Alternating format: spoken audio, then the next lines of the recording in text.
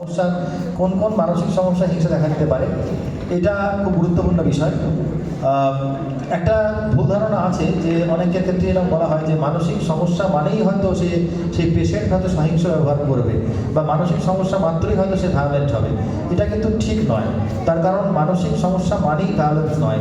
কতগুলো বিশেষ মানসিক অসুখে বিশেষ বিশেষ পর্যায়ে ভায়োলেন্স দেখা যায়।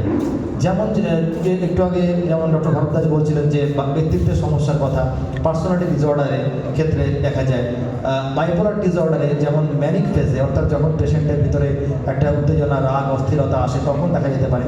যেমন ওই সাইকোটিক অ্যাগ্রেশন অর্থাৎ স্কিজোফ্রেনিয়াতে যখন পেশেন্টের ওই হ্যালুসিনেশন হয়, সে যখন মনে করে যে যখন ভাবে যে বা তার কানে কোনো আওয়াজ আসছে বা ডিলিউশন হয়, যখন সে তখন তার ভিতরে একটা বদ্ধমূল ভ্রান্ত বিশ্বাস জন্মায় যে কেউ তাকে ক্ষতি করতে চাইছে, তো তখন তার মধ্যে অ্যাগ্রেশন জন্মায়।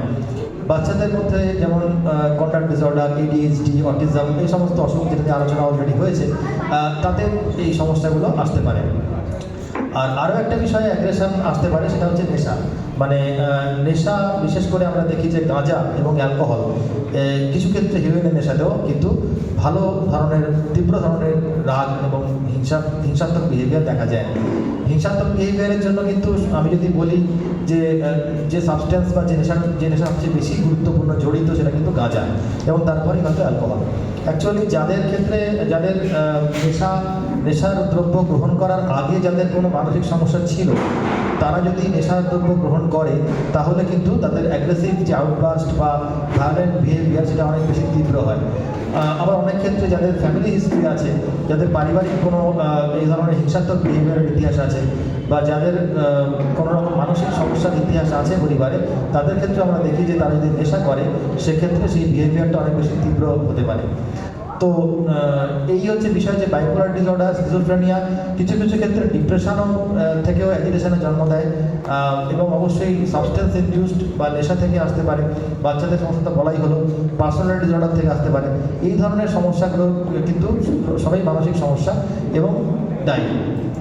আরও একটা ব্যাপার হচ্ছে যে মানসিক সমস্যা যে থাকলেই সেটা সবসময় যে ভায়োলেন্সের রূপ নেবে তা নয়।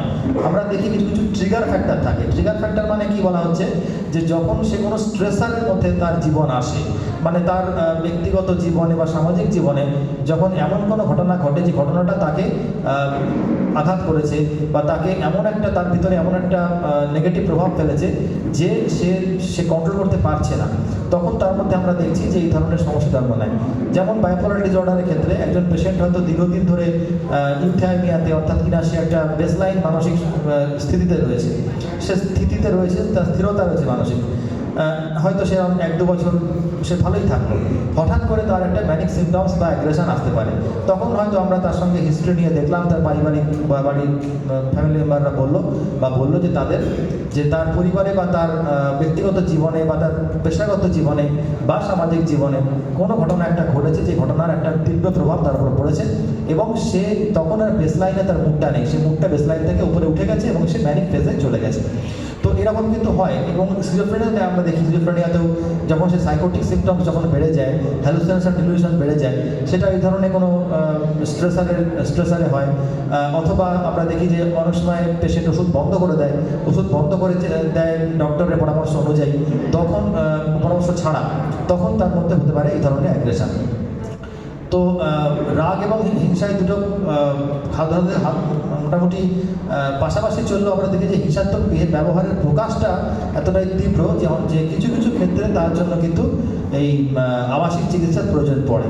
মানে যখন দেখা যায় যে পেশেন্ট ওষুধ খেতে চাইছে না বা ঠিকঠাক ফলো আপে আসছে না, সাইকোথেরাপিতেও সে সঠিকভাবে সে রেসপন্ড করছে না, এবং তার দিন দিন তার ভায়োলেন্সটা আউট অফ অর্ডার হয়ে যাচ্ছে, তখন কিন্তু তাকে ভর্তি করে চিকিৎসা করতে হয়। সেক্ষেত্রে তাকে ওষুধপত্র দিয়ে অন্তত কিছুদিন রেখে স্টেবল করার পরে বাকি চিকিৎসা তার ওপিডিতে চলে, ওষুধ এবং কাউন্সেলিং বা অন্যান্য চিকিৎসা। তো এই মোটামুটি রাগ এবং হিংসার বহিঃপ্রকাশের ইতিহাস এবং তার সম্পর্কে কিছু কথা। অ্যাকচুয়ালি মনে রাখতে হবে যে এই যে যে 6টা রিপু মানুষের আছে, যে কাম, ক্রোধ, লোভ, মোহ, মদ, মাৎসর্য যেটা আমরা বলি, তার মধ্যে ক্রোধ একটা খুব ইম্পর্টেন্ট রিপু। ফলত এইটা কিন্তু আদিম সময় থেকে মানুষের মধ্যে রয়েছে। এটা রাগমুক্ত বা দেশমুক্ত হওয়ার মতন কিন্তু সেটা সমাজ ব্যবস্থা বা পরিবার পরিজন ব্যবস্থা কখনোই ছিল না। সুতরাং রাগ একটা রিপু হিসাবে থাকবে, প্রত্যেকের মধ্যেই কম বেশি থাকবে, কিন্তু এর থেকে উত্তরণের যে চেষ্টা সেটাই কিন্তু আসল। সেটা যদি কন্ট্রোলের বাইরে চলে যায়, তখন যেভাবে তাকে কন্ট্রোল করা উচিত উইথ মেডিসিন, উইথ কাউন্সিলিং আর উইথ আদার থিংস, সেই জায়গাটা বেশি জরুরি। সুতরাং একেবারে যে হিংসা মুক্ত মন গঠিত হবে এমনটা আশা করা অন্যায়। এটা থাকবে, কিন্তু সেটাকে কন্ট্রোল করবার মধ্যেই কিন্তু সঠিক মনুষ্যত্বের উত্তরণ আছে। নমস্কার।